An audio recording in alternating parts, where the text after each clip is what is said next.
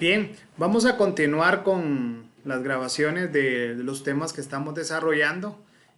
Hace un momento pues presentábamos el video número uno en el que veíamos precisamente cuál era la función de la estructura básica del sistema nervioso, que era la neurona. Hablábamos de cómo estaba compuesta, cuáles eran sus partes, hablábamos del núcleo, las detritas, también veíamos cómo se comunica una neurona con otra neurona. A ese proceso se le llama sinapsis. Veíamos cuál es la función de, de, una, de un axón, del botón terminal, y especificábamos cuál era la función que tenía cada una de ellas. Ahora bien, también como veíamos que en el tema anterior, que la unión de miles de millones de neuronas van formando estructuras en nuestro cerebro. Entonces, el día de hoy o en esta sesión vamos a estar hablando precisamente cuáles son las funciones fundamentales del cerebro. Antes de hablar de las funciones fundamentales del cerebro, quiero regresar a un aspecto acá. Vamos a mover un poquito aquí la imagen para que me puedan ver mejor. Entonces, cuando hablábamos de la sinapsis, se recordarán que hablábamos que era la transmisión química. Aquí hay algo bien importante que debemos de entender, eh, que cuando yo hablo de química cerebral, a esas sustancias químicas se le llaman neurotransmisores. ¿Y qué tiene que ver esos neurotransmisores con la conducta, licenciado? Tiene que ver mucho, mucho, ya que esos neurotransmisores son los que realmente determinan cuál es el estado del cerebro y tiene que ver mucho también con el aprendizaje, y es aquí donde los quiero llevar en la psicología educativa. Hay neurotransmisores que vamos a decir como la adrenalina, la dopamina, las endorfinas, que son neurotransmisores del placer, que son neurotransmisores que despiertan al individuo. Quiere decir que cuando yo voy a presentar un nuevo contenido, tengo que empapar a ese estudiante con esos neurotransmisores, que se sienta bien, despertar la curiosidad, y eso hace de alguna manera activar completamente el cerebro. Cuando yo prácticamente estoy produciendo o haciendo producir, entonces, ¿cuándo se producen? Cuando los neurotransmisores del placer, cuando el individuo, se siente bien, siente que está ante algo nuevo, ante la curiosidad de algo que no sabía antes, y eso determina su curiosidad, determina eh, que vaya segregando nuevas sustancias químicas y despertando los miles y millones de neuronas que existen en el cerebro, y por lo tanto existe el aprendizaje. Yo les decía en clase, por ejemplo, tenemos un neurotransmisor que se llama oxitocina, que tiene que ver mucho con el enamoramiento en las personas, hace que nos enamoremos. La oxitocina hace también que se produzcan las contracciones uterinas en el momento del parto, y que también la madre genere un vínculo afectivo, o sea, que cuide al bebé. Entonces todo dirá, ¿y por qué empaparnos tanto del tema de neurotransmisores? Lo que sucede es que cuando vayamos viendo más adelante, esas sustancias químicas tienen que ver mucho con el aprendizaje. Solo les ponía un ejemplo de la oxitocina, les ponía un ejemplo la endorfina, que se segregan, por ejemplo, cuando nosotros estamos tomándonos un café, leyendo un buen libro, teniendo una buena conversación. Lo mismo sucede si el estudiante está agradado en su clase, pues va a segregar esas sustancias químicas. Entonces, prácticamente eso es fundamental en el desarrollo del aprendizaje. Sin el sonido ambiente, disculpen jóvenes que tal vez esta grabación no es tan profesional como me gustaría hacerla, sin el sonido ambiente, escuchen el sonido de chicharras, es porque cuando estoy haciendo esta grabación está atardeciendo. La grabación anterior la hice, eh, pues, perdón, la hice en otro momento, pero sí necesito por favor que vayamos captando todo lo que estamos viendo. Entonces hablábamos de neurotransmisión. Ahora sí, vamos a pasar. Cuando una neurona, vamos a cambiarnos de lugar otra vez.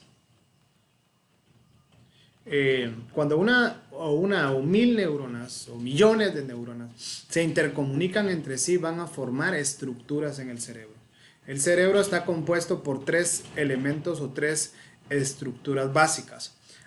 Esta parte de aquí en verde se le llama el cerebro reptiliano. Esta parte en color rosa se le llama el cerebro emocional. Y esta parte en color celeste es nuestro cerebro racional o nuestro cerebro donde trabajamos el lenguaje, la memoria. Entonces, ahora dirán, ¿para qué sirve la parte verde? Cuando hablamos de la parte verde, son estructuras que ya vamos a ver en otra imagen.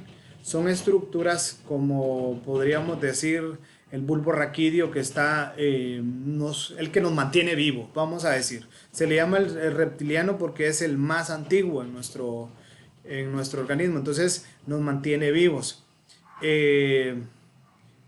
Respiración, ritmo cardíaco, controla funciones vitales. Aquí en esta zona cerebelo se maneja lo que es equilibrio. Entonces, esta parte verde del cerebro controla todo lo que es funciones vitales. Por eso cuando dormimos es la única zona del cerebro que no se, bueno, parte de las únicas zonas del cerebro que no se apaga, porque si se apagara pues moriríamos. Pero esta parte aquí rosa es nuestro cerebro emocional, que lo vamos a mostrar en la otra imagen de una mejor manera.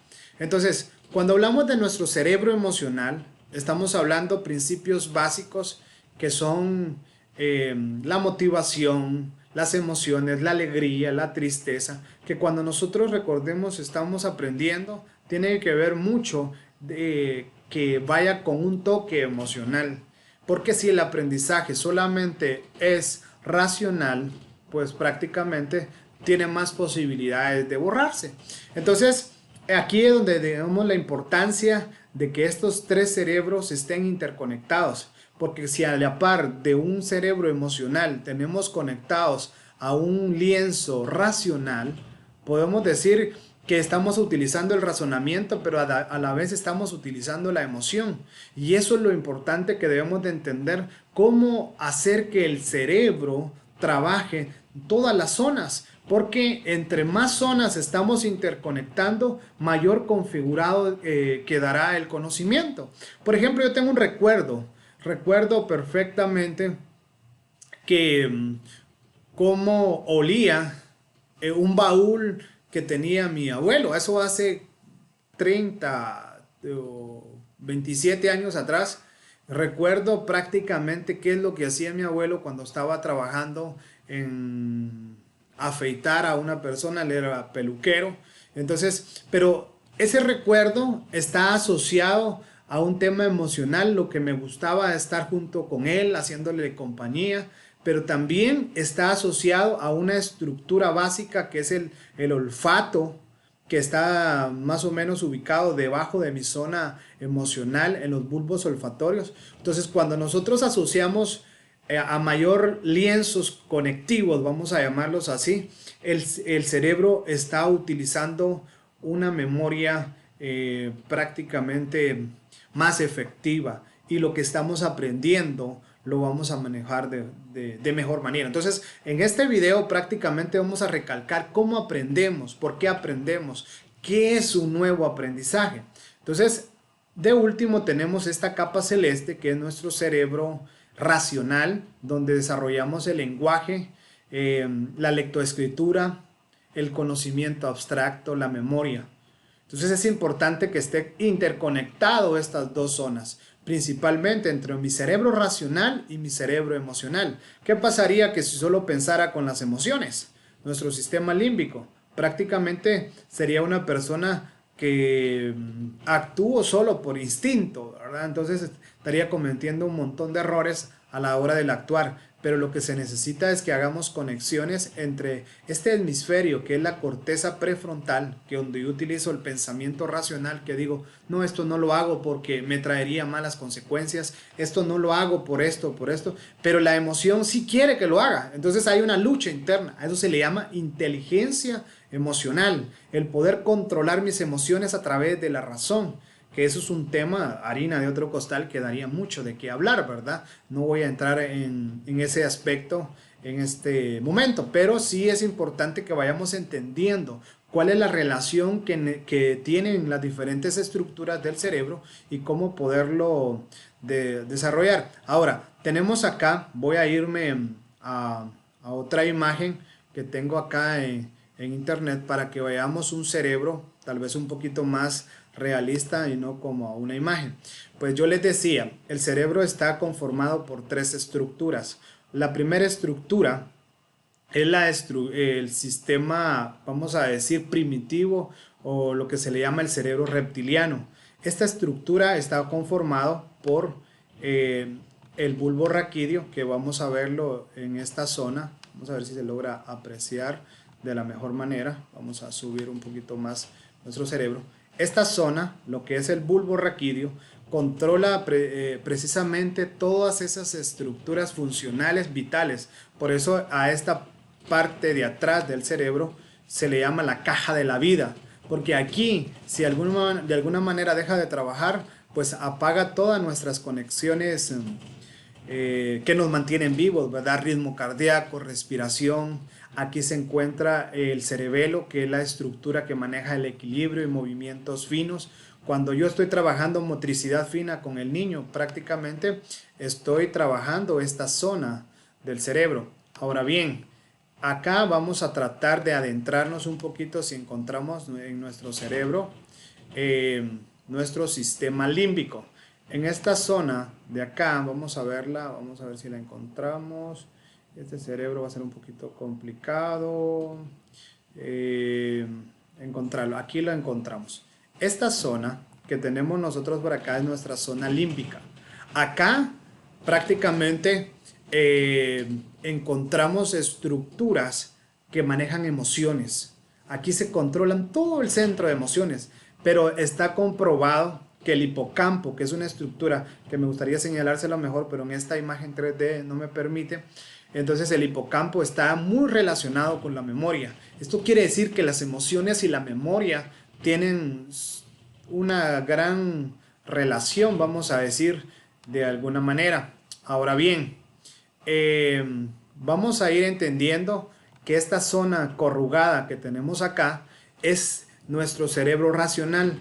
Y este está dividido también por partes o por estructuras, vamos a decirlo, ¿verdad? O tipos de corteza. Esta parte de acá, la que estoy señalando, le voy a dar un poquito de vuelta para que lo podamos apreciar mejor. Acá, en esta zona, se controla lo que es mi cerebro racional. Este punto acá, voy a cambiar de lugar en la imagen para no estorbar. Este punto de acá es nuestra zona racional, que nos permite pensar racionalmente. Ya lo explicaba hace un momento, que es la que nos permite de alguna manera pensar, bueno, esto no es correcto, o racionalizar, si X es igual a B, ¿por qué no es igual a C? O sea, puntos así como esto nos lo permite nuestra corteza racional. Acá vamos a ir dándole un poquito de vuelta, vamos a ver si nos podemos apoyar aquí. Muy bien, aquí estas estructuras, esta es el área prefrontal, tenemos el área occipital, aquí en esta parte de atrás, esta es el área parietal y este es el área temporal. Aquí en el área occipital se maneja lo que es la vista. Aquí está nuestro sentido de la vista, que viene desde un nervio óptico que atraviesa toda esta zona hasta este punto de aquí atrás. A través de esta zona nosotros podemos ver. Ahora bien, en esta zona, entre el área temporal, tenemos nosotros una estructura que se le llama el área de Broca, que es esta zona, y el área de Wernicke. Estas dos zonas nos permite Wernicke entender lo que otra persona está hablando y Broca expresarnos, poder hablar o poder manejar lo que es la zona del habla. Y aquí en esta zona está también la zona motriz, o sea, movimiento. Y usted